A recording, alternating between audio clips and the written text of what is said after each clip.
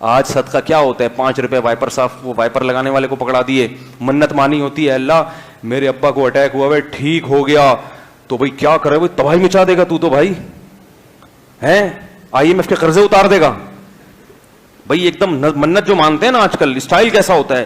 میں نے مفتی صاحب منت مانی تھی کہ میری بیوی اگر واپس آ گئی تو، معذرت یہ تو زیادہ ہو گیا، یعنی میرے ابا اگر ٹھیک ہو گئے تو میں، جب وہ میں کہتے نا، میں سمجھتا ہوں یہ IMF کا قرضہ اتار دے گا بھائی، بڑی جوش میں آئے ہوئے آج، تو میں 5,000 روپے صدقہ کروں گا.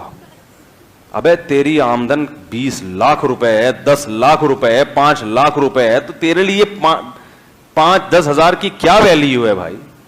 کچھ تو نکالو جیب سے. قرآن کہتا ہے لن تنالوا البر حتی تنفقوا مما تحبون، نیکی کی حقیقت تک اس وقت نہیں پہنچ سکتے جب تک محبوب چیز اللہ کی راہ میں صدقہ نہ کرو. کبھی کبھار کوئی ایسی چیز بھی کر دیا کرو جس سے دل بہت اٹکا ہوا ہو، بہت اٹکا ہوا ہو دل.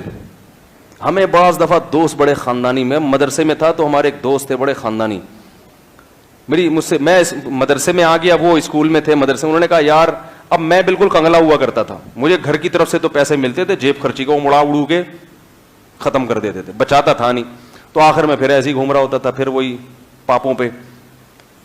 تو وہ میرا دوست تھا، مجھے اس کا واقعہ یاد ہے. اس نے مجھے اپنی بڑی قیمتی گھڑی ہدیہ دی. جب اس نے ہمیں گھڑی ہدیہ دی تو اس نے کہا، میں نے کہا یہ کیوں دے رہے ہو؟ اس نے کہا قرآن میں آتا ہے کہ اپنی محبوب چیز اللہ کی راہ میں صدقہ کرو. تو مجھے آج خیال ہوا کہ اپنے دوست کو گفٹ دینی چاہیے. کیا چیز؟ یہ گھڑی. وہ مجھے اس کا اب تک یاد ہے. اور پھر میں نے بھی وہ گھڑی الحمدللہ کسی کو معذرت کے ساتھ، مجھے ایسے یاد پڑتا ہے، دے دی. اللہ کرے دی ہی ہو تاکہ جھوٹ نہ ہو جائے. صحیح ہے. تو کبھی کبھار کیا کرنا چاہیے؟ اپنی محبوب چیز صدقہ کرنی چاہیے. ہدیہ بھی کر سکتے ہیں بھائی کو. سب سے پہلے تو بھائی بہن ہے جن کو ہدیہ کرنا چاہیے. حضرت ابو طلحہ رضی اللہ تعالی عنہ، جب یہ آیت نازل ہوئی، یا رسول اللہ، اللہ نے قرآن میں فرمایا لن تنالوا البر حتی تنفقوا مما تحبون، جب تک محبوب چیز صدقہ نہیں کرو گے نیکی کی حقیقت کو نہیں پہنچ سکتے. اللہ دیکھتا مجھ سے محبت کتنی ہے. سارا کچرا مال اٹھا کے کیا کر رہے ہوتے ہیں؟ یہ پجامہ نکلا ہے، یہ جہیز میں ملا تھا تو اب 20 سال ہو گئے، اب یہ کسی کام کا ہے ہی نہیں، یہ چلو کس کو دے دو؟ ماسی کو پکڑا دو. میرے پاس فون آتے ہیں، وہ ہمارے گھر سے کچھ پرانے پجامے نکلے، زکوٰۃ میں دے سکتے ہیں کسی کو؟ میں کہتا ہوں کچھ تلاش کرو، کچھ بنیان بھی پھٹے ہوئے پڑے ہوں گے، اکٹھے ہی نکال دینا. وہ جو لنڈے کا مال ہے نا، جو انگریزوں نے زکوٰۃ میں، انگریز بھی زکوٰۃ نکالتے ہیں نا، تو وہ جو زکوٰۃ میں نکالا ہوا ہوتا ہے وہ لنڈے کا مال لوگ جا کے خرید رہے ہوتے ہیں. ٹھیک ہے وہ بھی دے دیں، ضائع کرنے سے بہتر ہے صدقہ کر دیں، لیکن کچھ روکڑا نکالا کرو زکوٰۃ میں، کیا پیسے ویسے نکالا کرو. تو وہ کیا ہوا، کیا کہہ رہا تھا یار میں، ابو طلحہ انصاری نے جب یہ آیت نازل ہوئی تو نبی کے پاس آئے، عرض کیا یا رسول اللہ، اللہ نے کہا محبوب چیز صدقہ کرو. تو یا رسول اللہ میری محبوب چیز تو میرا باغ ہے جو ارننگ کا ذریعہ ہے، چلتی ہوئی تجارت. تو نبی نے فرمایا بخن بخن ذاک مال رابح، واہ واہ یہ تو بہت قیمتی مال. یہ تو نبی حیران ہو رہے ہیں، سوچو جس کی سخاوت پہ تو کیسا سخی ہوگا.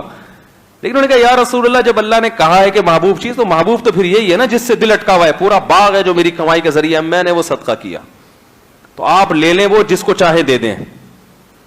تو نبی نے فرمایا مجھے مت دو، تمہارے چچا کے بیٹے جو غریب ہیں نا، ان کے پاس کمائی کا ذریعہ، حدیث کا مفہوم بیان کر رہا ہوں اپنے الفاظ میں، تو ان کو کیا کر دو، گفٹ کر دو.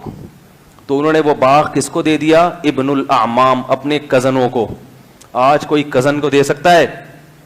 بلکہ اس کی دکان پہ بیٹھ کے اس کا خون چوس کے اس کا شٹر بند کروایا اور اس کے کاروبار پہ بھی قبضہ. میرے پاس ایسے لوگ ہیں، چچا نے بھتیجے کے کاروبار پہ قبضہ کر لیا، بھتیجے نے ماموں کو سائڈ پہ لگا دیا، خالہ نے پھپھی کو کھڈے لین لگا دیا.